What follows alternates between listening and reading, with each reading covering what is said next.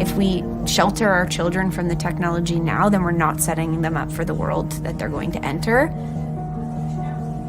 So learning how to use them is imperative, and also teaching them balance.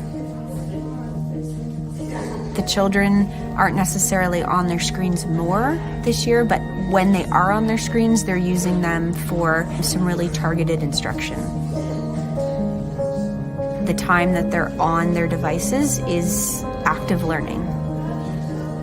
There are times in our day where we don't have our Edwins out. So it's by no means an 8 to 3 solution. It's a tool that supports learning in the 21st century. Not all learning happens via the Edwin, but the Edwin allows us to make the learning that happens really rich.